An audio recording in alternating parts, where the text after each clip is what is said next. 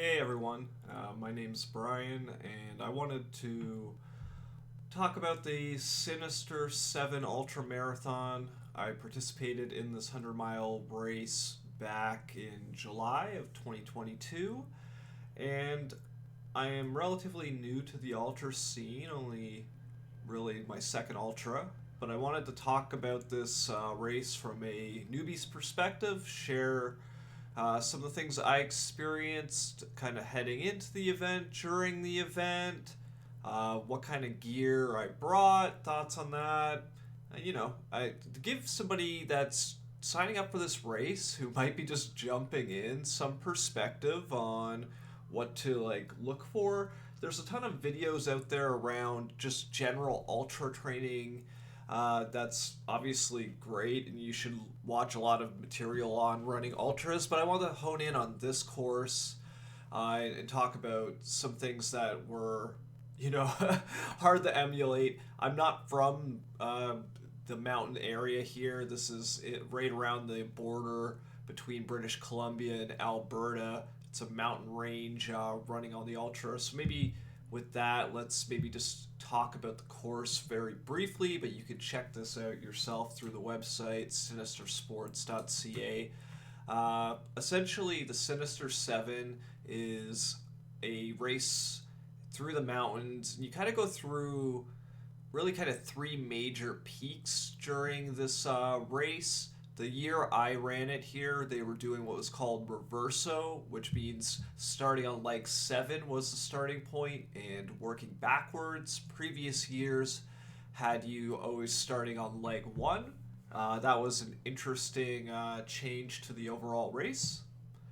I haven't run it standard, so it's hard to say, but this leg 6 is often considered the hardest of the legs. So you do this early in the race that I did, where if you do the standard version, this will likely be in the dark hours. I'm not sure which is better. Depends on kind of what kind of shape you reach this. But I'll get more into that when I talk about my experience. Anyways, so I've kind of structured this video in kind of three main sections. I want to talk about kind of the days leading into the race. Then I want to talk about kind of race day and some things about it. The gear, then the performance, and my own training. And so you can kind of do your own assessment, try to measure this against your own progress. And, it's hard to measure runners against other runners. We all have different training history and all that kind of stuff. But I digress. Anyways. So this particular race takes place in a very small town called Blairmore in Alberta, and this town books out fast. It's a very small town where this race happens.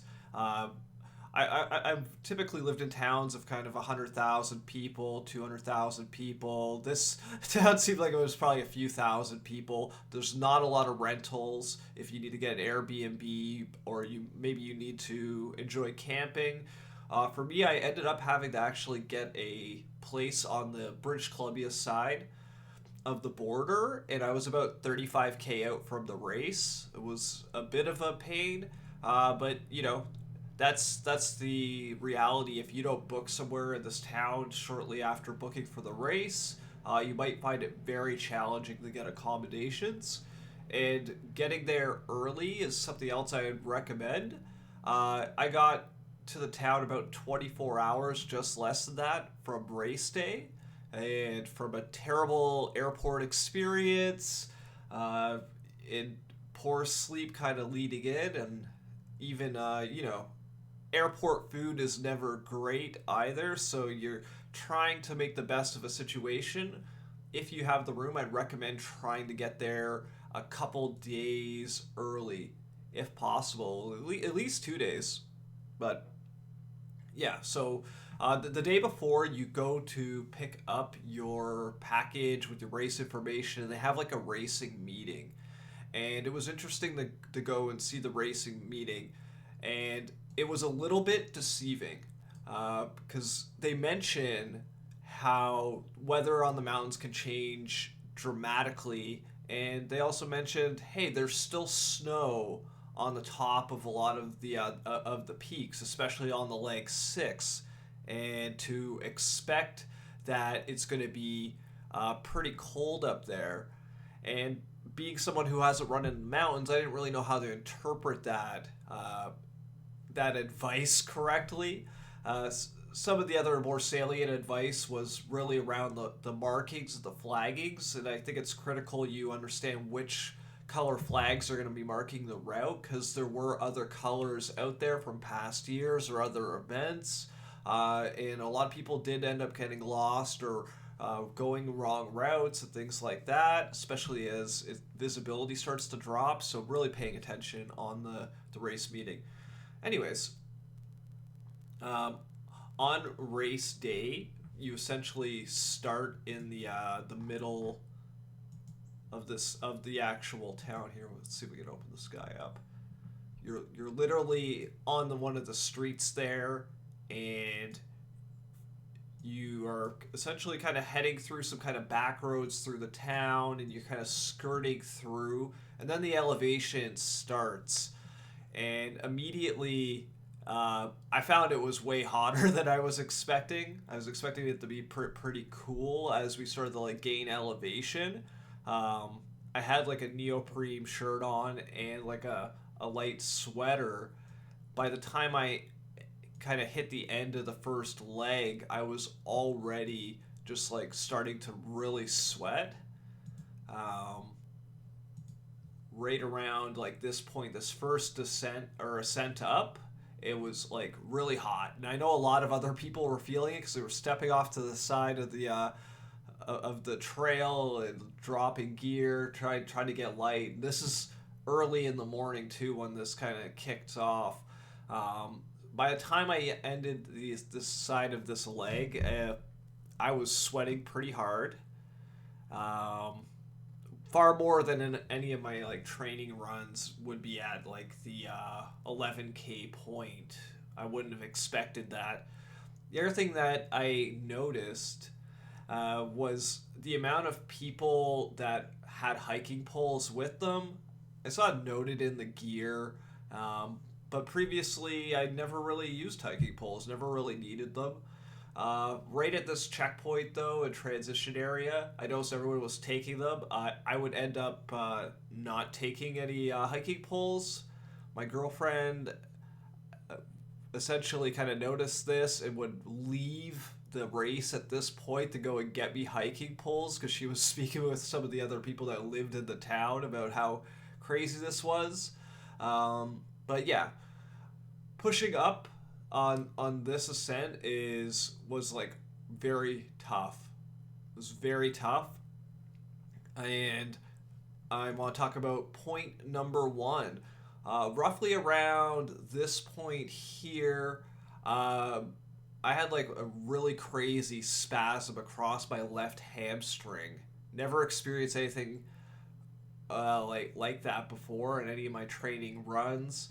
And I essentially kind of went up one of these little divots, and I just stepped down, and boom, it just fired up, and I just dropped to the ground screaming in pain. It was kind of embarrassing because there was obviously a lot of people heading up, but I was screaming in pain, and it turns out I was very low in salt. I didn't really know it at that point.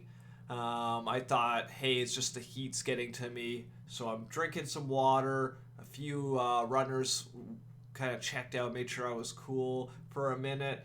And eventually the pain kind of came down. But that hamstring, from this point on, never felt normal. And this was a point where I knew I wasn't going to be running anymore. I'd lost the ability to kind of have that explosive force on it. And yeah, very dark moment set in right here. But I am familiar with kind of getting into a dark place during like especially long runs when you're 30, 40, 50, 60K. I normally don't feel this darkness this early, but I did. And I thought I was pretty much already done the race at this point. I was like, maybe I'll just try to get over this mountain, and this is where I'll end up calling it because I'm already like pretty badly hurt. So I would spend hours essentially getting to the top of this mountain, and it is hell. What isn't illustrated well at the race meeting that I experienced, and I'll pop over and see if I have a picture to show it, is when you start to get up around the top, it's snowy, but it's hot, and it's starting to melt. So you have this muddy, snowy, slushy littering the trail as you're trying to get up. It was crazy the amount of people that were almost down on all fours trying to scale up this mess of sludge, finding creative ways up the side of the trail. We described trails like this often as like technical, but this is far more than technical. This was like a real sliding disaster. It if For people like me that didn't have any hiking poles with it, was really tough. Was really tough. I did notice that people with hiking poles there were able to get better grounding as they were kind of pulling themselves up there. But this was crazy. You're underneath forest most of the time too, so it's hot under the canopy. You don't really have a sense of how much further do you have to go till you're at the top, and you even have this little bit of a drop before you kind of hit that last piece, before you're at the top of the this first mountain. And wow, yeah, toughest little section probably in my running career. Not that it's super long, but anyways, when you get to the top, temperature gets very cold. It was extremely windy. It was nice for a second because you're so goddamn hot from coming up here, but you're at the top. It's cold. You're being pushed around. You really just want to get off the top. And then this descent, I thought the ascent was hard, but the descent actually, because your tibs, my tibs were already pretty warm.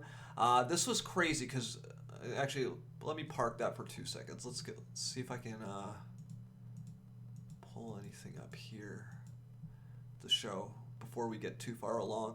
So this is some of the early stuff, kind of leg 7 into like 6, heading up. This is nothing too crazy. You can kind of see where we're kind of headed.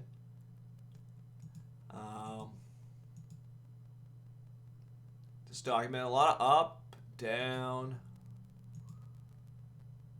You can see here, this is where some of the snow started. You can see the snow on the side. It's kind of turned into just muddy shit in the main part of the path. Up the rocky sides.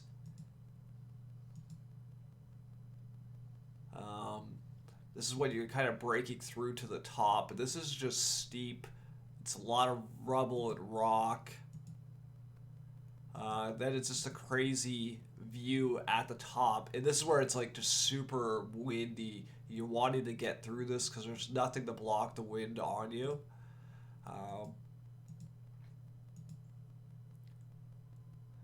Yeah, here's a little bit. This is where you starting the descent. Here on this side. Yeah, this is where I wanted to get to. So as you start heading on the descent, you're kind of dealing with this stream that's running beside a lot of the trail, and it gets crazy as you get further down. You actually have to cross this stream, and you're gonna get your feet wet. But we'll get to that point in a little bit more detail in a second. As I was like heading down this particular descent, this is where I had another like massive spasm, this time in the left side calf, and once again just buckled to the side of the trail. And a runner passed me, and she said, like, for sure you're like low on salt. And she passed me like 2 like straight salt tablets to take. And sure enough, within like 30 seconds to a minute, maybe a minute and a half, I started to get instant relief. And that was kind of when I had the oh crap moment. Like, the salt is really a big issue. And from this point on, I would essentially take salt in all of my water going forward. I wish I probably started salting immediately, especially with the effort needed to get up some of these slopes, because between the calf and now the hamstring, both in my like left leg being screwed, this screwed my ability to move even at like a kind of fast walk. I was like hobbling for a while. It got even funner with these rivers. Whoops. When we eventually kind of get to the point where you have to cross this river, and maybe I was being dumb with it because still had the sense of I wanted to make like good time. And maybe I should have just took my shoes off and like went over, but I did. Oh, there we go. Um, it just go over, but I ended up just trekking through this because I couldn't see anywhere else to hop across, and at certain points it seemed like the rapids were getting crazy. Yeah. So by the time I reached the end of this leg, uh, I was in pretty rough spirits. I was soaking feet, in a lot of pain. And I connected with my girlfriend at that point. She had got the hiking poles because this is hours to get here. So I had hiking poles, retaped all my toes, changed to my second pair of trail shoes, and I chilled here probably for 30 minutes, 40 minutes, eating food, rehydrating, and it made a big difference. I felt like I had like another kind of lease on life, and I took these hiking poles I'd never used before, but it seemed pretty intuitive working with them, and I kind of headed out on this leg, which I also knew was much easier than the previous one, and for the most part, this was not too bad. It was a bit boring at points where you're essentially going through this forest. They had a lot of wetness, so the challenge wasn't necessarily the terrain. On a normal day would probably be okay, but it was filled with tons of water. Let's see if we can get some of those ones. Yeah, so like check this out. So like look at these huge stretches. Uh, this particular one here's probably, 150 feet at least of swampy water, and navigating these, you could either run straight through them. This is like 6 to 8 inches deep and it's mud, or you try to skirt along the sides. As you're going through this forest, though, it started to rain at certain points, and this particular hole here, I actually ended up falling in right about, it was about 8 feet, 10 feet away from getting across. I was kind of going hand over hand up the side of this, and then, oh man, I just slipped. Pair of shoes, number two, completely soaked. And yeah, I pretty much had to begrudgingly push through this forest.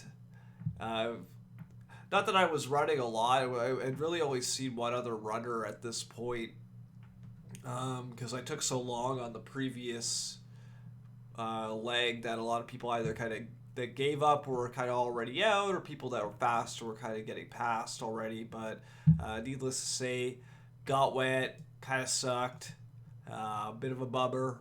Once you get out of the forest, it's pretty boring. This leg, there's a little bit of slopes, and then eventually you like make it back out onto the road, and you run beside the road for like 6 to 8 kilometers on your way back. A lot of trail like this, uh, you know, beautiful horizons, but it was pretty lame. This is probably the lowest point of the race in terms of like visual fidelity. Uh, yeah, so that brings us right to this point here. And for me, it was about 8 p.m. I had been running for, you know, just about 12 hours or so, give or take, at this point. And I knew based on my pace I couldn't finish, but I still wanted to see how many of these legs I could get through. So I made the call. I was going to keep pushing forward. With the wet shoes, I ended up having to switch to my third pair of shoes, retape the feet again. Having somebody to tape your feet is a blessing, especially as like you're trying to just regain some sanity at the transition point. So got the feet retaped, got reset. This third pair of shoes were not trail shoes. I only had two main pairs of trail shoes with me. So this was a pair of running shoes, and I'll get more into those later, but this would turn out to be like another kind of learning experience.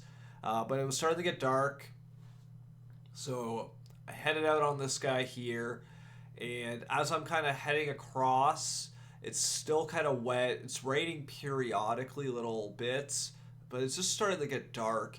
And I'm coming across, and craziest thing, I just see like a pair of eyes from a massive animal sitting on the side of the trail, and I halt in my steps, and I look to my like right side to the trail, and I see like 40 different pairs of eyes just glowing in the dark looking at me.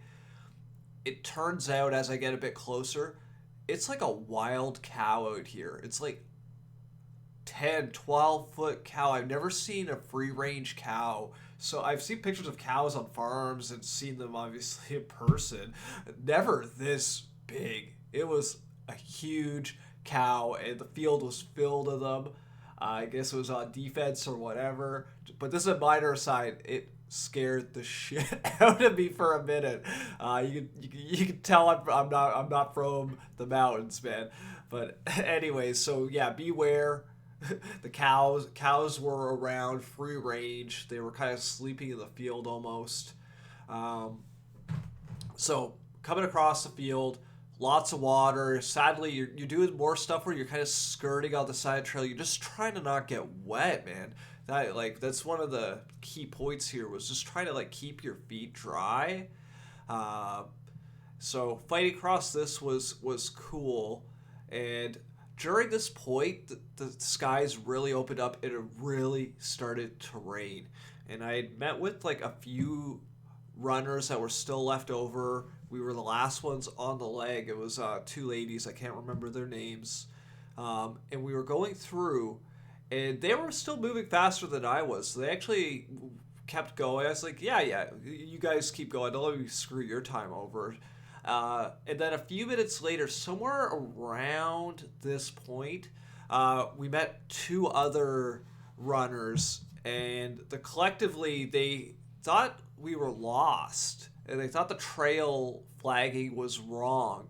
And a really weird point happened at this point in the race. We were in the forested area. It's heavy raining. It was pitch black at this point with the way the skies are coming.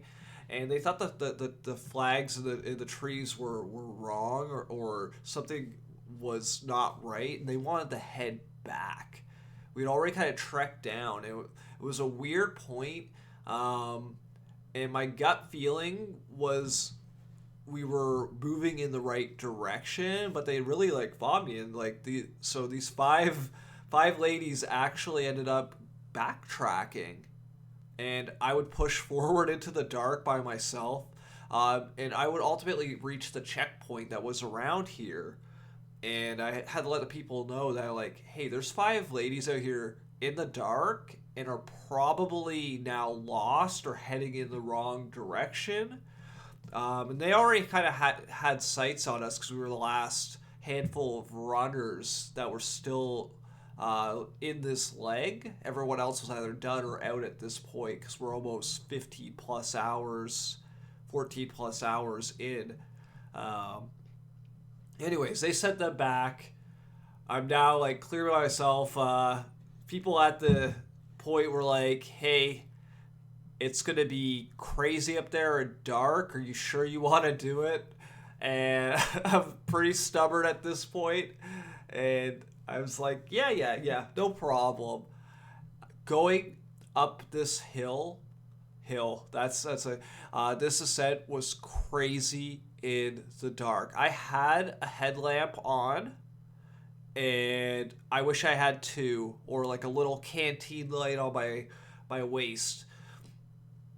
Between being in a forest, really steep, trying to find the flags, pitch black, was one of the most mentally taxing moments I ever had. You're looking at your feet to see if you're going to trip on pieces of like tree route or odd stepping, but you're also kind of looking to the trees and the roots and stuff because that's where they've tied a lot of these up. And it just felt like it never ended, and you have no sense of where you're at unless you have like an elevation like tracker or something on your watch or something. Maybe you could get a sense. But for me, I was just like, I just have to keep going until I finally kind of get there. Very tough, very eerie, very dark. You know, I'm happy I was running on like a lot of adrenaline and focus, because I knew if I stop here, I'm probably gonna be 5 to 6 hours on this side of this hill until like somebody comes and gets me. Like there was not vehicle accessible. You're just not getting down. Getting to the summit was its own set of problems. So when I got up here, it was really dark and I had trouble navigating and finding the flags. I almost wasted 20 minutes on this little bit trying to find the flags, and I was trying to keep my own bearings to the point where I never wanted to leave sight of a flag while I was looking for the next flag, because it was that dark and it was hard to get your bearings. It was really hard. Eventually, I got down, and once I started actually on the descent, it was easy to kind of map the way the trail should feel, and I would ultimately get to the next checkpoint right here, and I didn't make the cutoff. I had to make essentially another 6 kilometers, but I had like less than 15 minutes to do it. And yeah, my race essentially ended right here.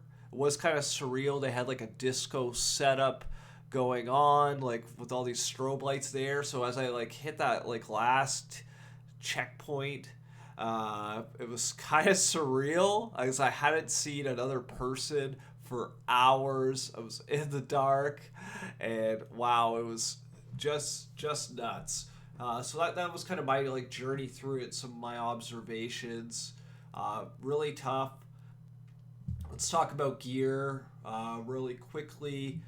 I ran in the Pegasus Trail 3s. I used the Gore-Tex version, were my first pair. Those were the waterproof ones, which worked great besides being submerged. Then they were screwed. Then I had a pair of these. This was my second pair that also got soaked.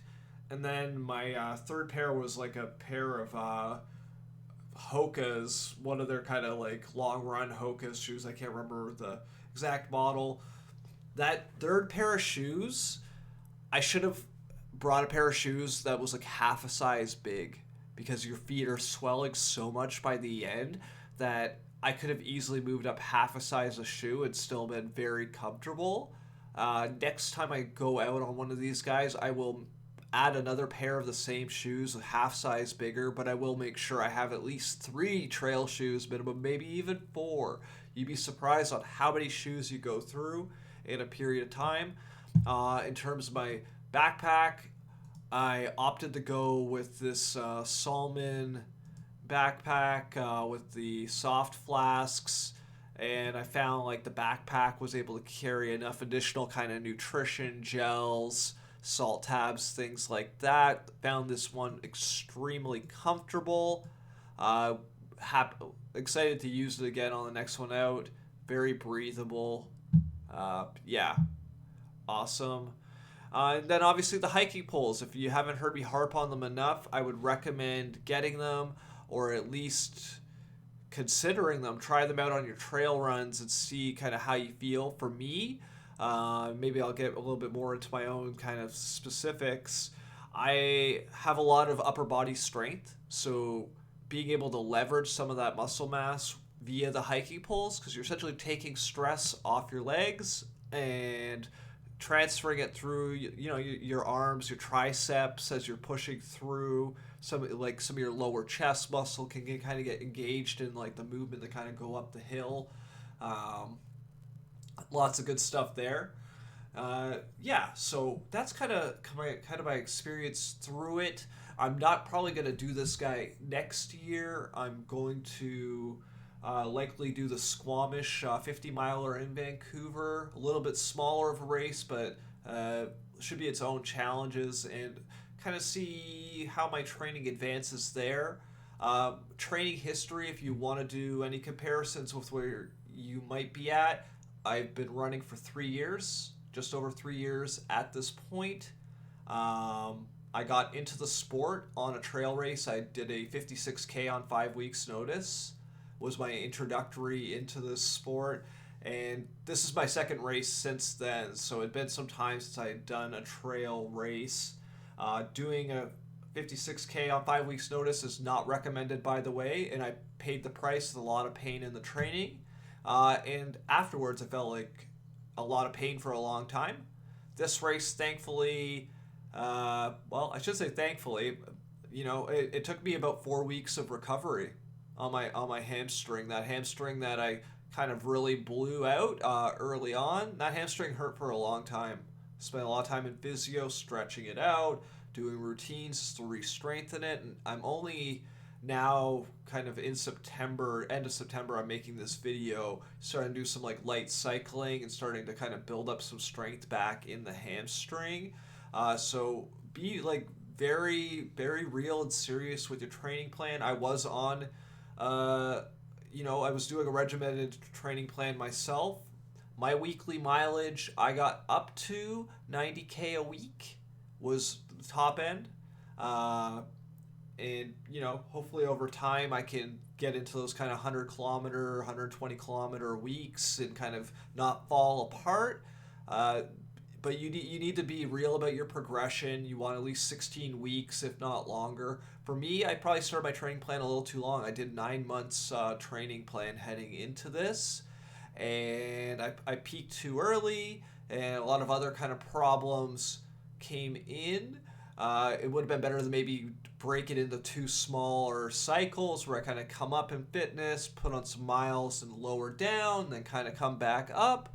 But yeah, besides that, I'm in my mid-30s, 5'11", 165 pounds. On race day, I was roughly 11% body fat, 10.5, give or take. That's on a DEXA scan, just based on tracking metrics, so take that with a grain of salt. That could be easily plus minus 2%. So I will definitely enter this in good shape, and I recommend that if you're not in good physical shape, you're crazy for hopping in this.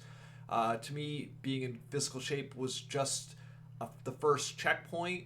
Obviously, you need to be mentally strong. You're doing an ultra. You're going to be out there for a long time. But try to get some more time on elevation. I know for my next training plan, and I'm kind of mapping out my next kind of 15 months, I'm going to be on the trails sooner, less road work, and I'm going to put more time on the elevation for my own weaknesses. But there's some kind of comparisons. And yeah, otherwise, hopefully you found this insightful. If you have any questions specifically about the race or how I trained for it that could be helpful, by all means, leave a comment. Happy to give you my 2 cents as a rookie in there. And yeah, I didn't see too many videos on this race in YouTube when I did my preliminaries for it, so I just want to share my experience. And yeah, good luck in your next races, your next ultras. Crazy sport. It's a lot of time dedication, and yeah, respect everybody who has the balls to show up for one of these things. Thank you.